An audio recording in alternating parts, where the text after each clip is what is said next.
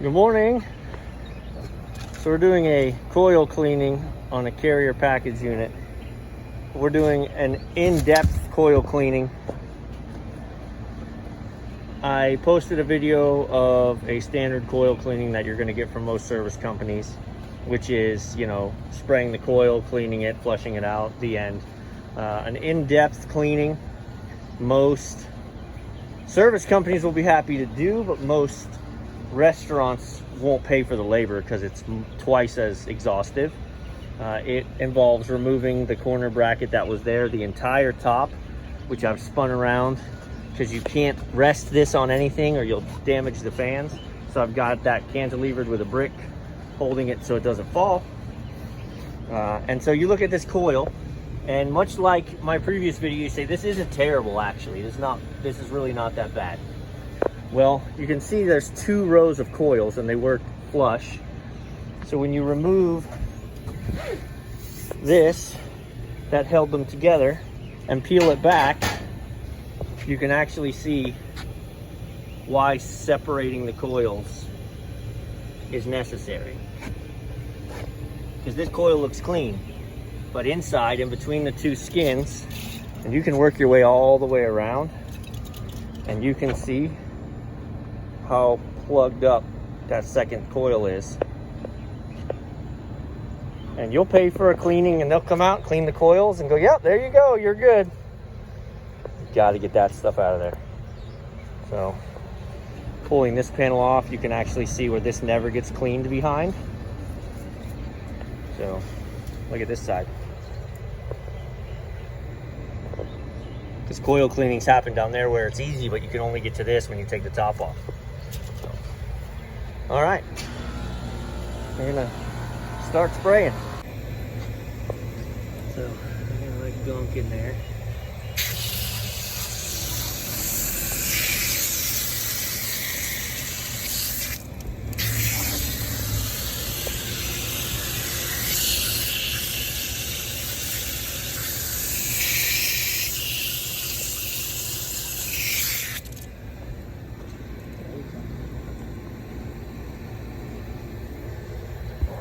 It's hard to see it.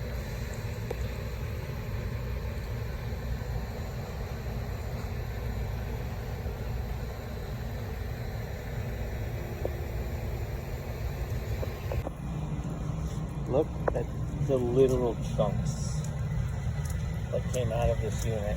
And this is no chemicals. All I've done was spray it, this water, to try and get most of that soil off and in between. Now I'm actually put the foaming cleaner in there. Let it push through.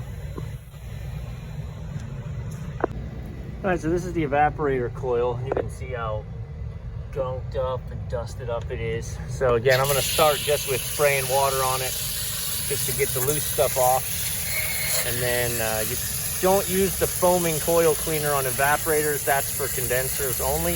I've got an evaporator cleaner. I take the panels and I made a makeshift cover for this return. I always talk about getting an old panel from something and cutting a specific shape, which I need to do, that it would just lay in there flat. But this is going to help just with any splatter or overspray. And then there's a drain right there that runs out over here to a trap. And when I'm doing this, I don't glue my traps in, which I catch some grief about, but this is why. So I can pull that so there's no resistance as I spray this.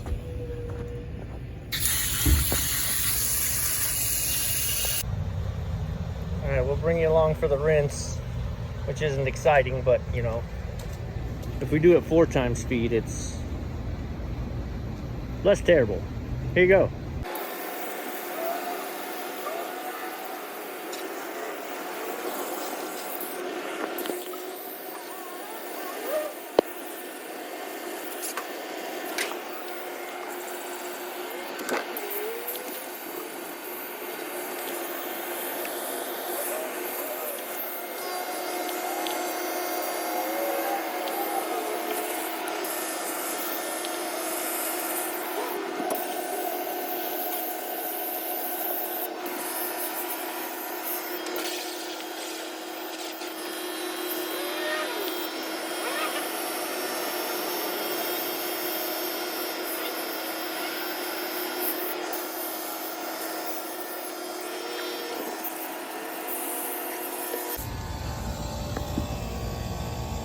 All right.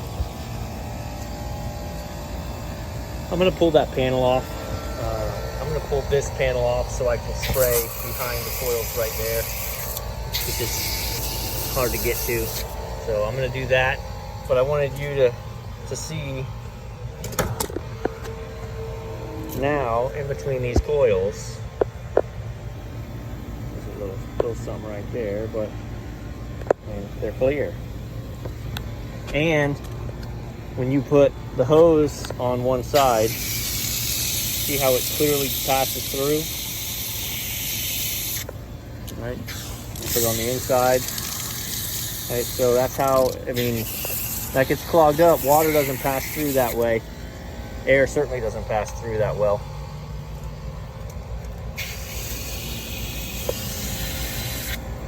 So let me get that panel off and get this done, and then I'll put it back together and take you along for that.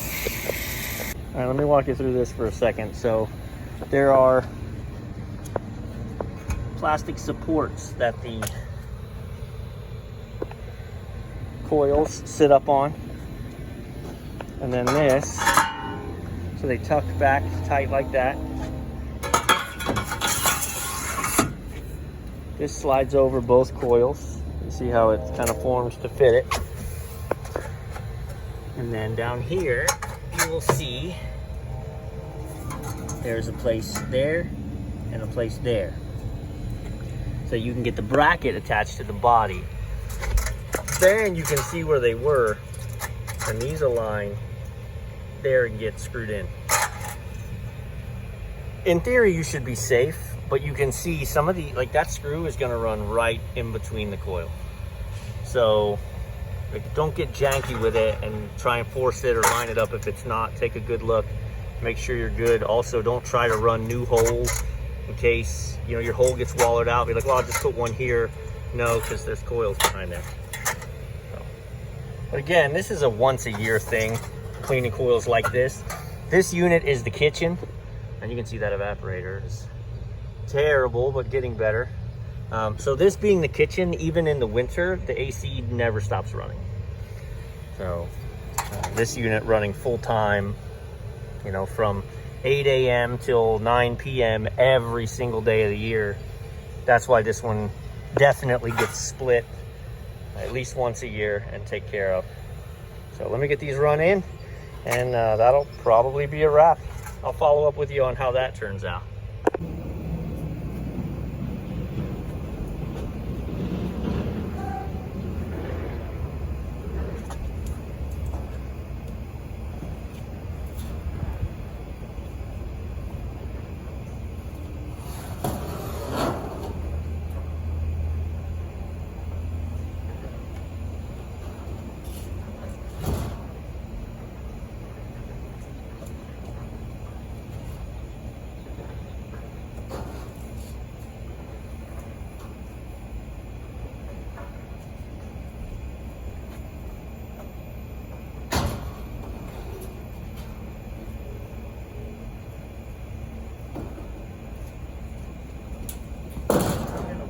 Wires right here on the fan. Also trying to not rest the shroud on the coils. But more importantly is not resting the fan blade on anything or you'll bend the fan blade. Obviously with two people this is easier, but can be done alone.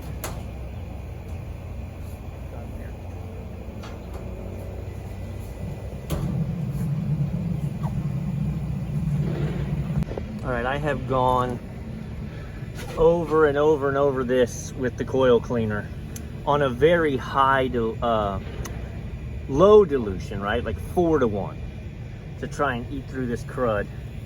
So.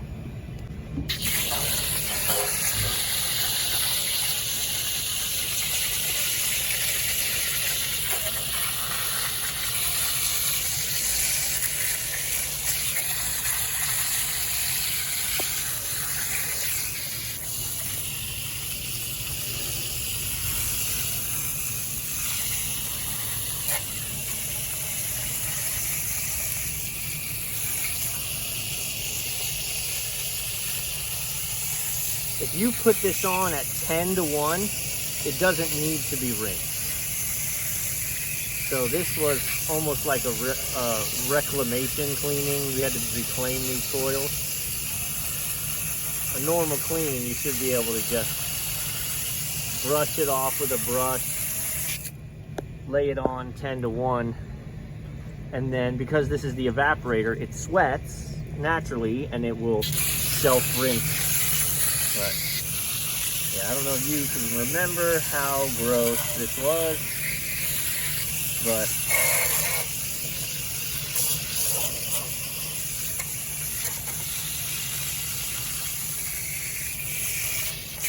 much better shape now. So put the filters back in there. Get this thing fired up before the kitchen starts making heat.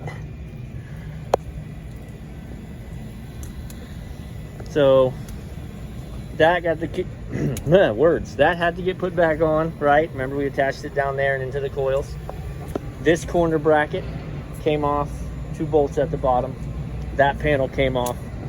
So now with the top back in place, you can see, now we just work our way around, screw the top back on, get the panels on, filters in place, good to go. So that's an in-depth cleaning, you know, and that was one person, an hour and a half for 1 unit. So I have 4 units here. Generally speaking, as a service company, is a restaurant going to want to pay 6 hours for coil cleanings? No. I could clean all of these in under 2 hours for sure.